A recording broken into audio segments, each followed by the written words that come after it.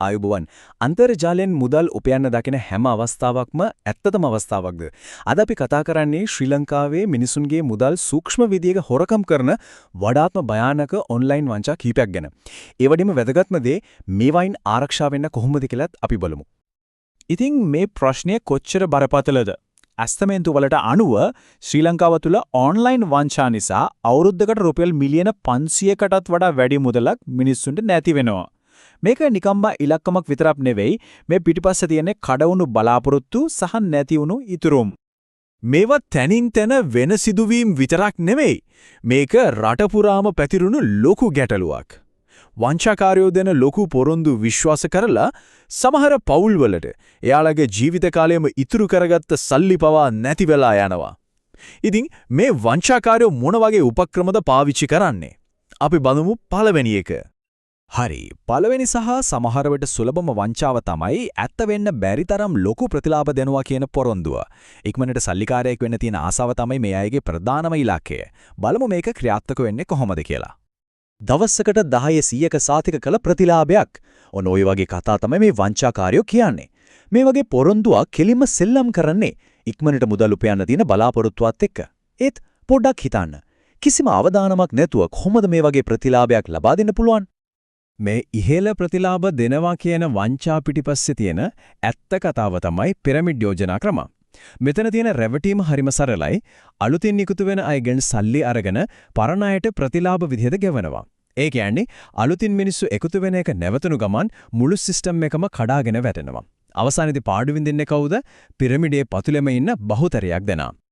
ඉතින් ලොකු ප්‍රතිලාභ දෙනව කියලා මිනිස්සුන්ව රවට්ටනව වගේම තවත් ප්‍රබල ක්‍රමයක් තියෙනවා. ඒ තමයි නීත්‍යානුකූල රස්සාවක් දෙනවා වගේ පෙන්වන එක.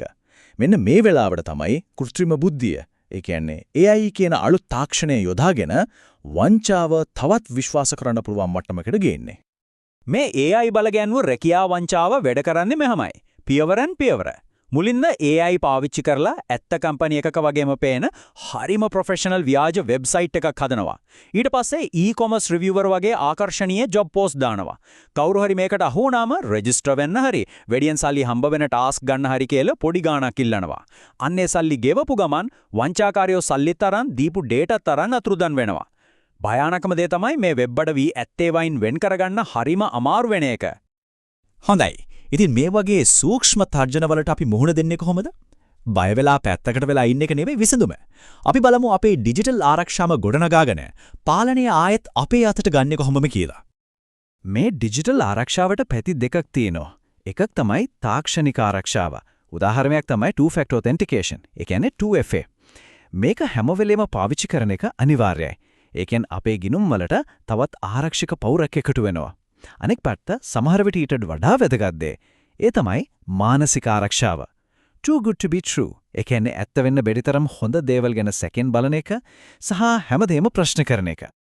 තාක්ෂණික ක්‍රම කොච්චර තිබුණත් වංචාකාරයෝ ඉලක්ක කරන්නේ අපේ මනස.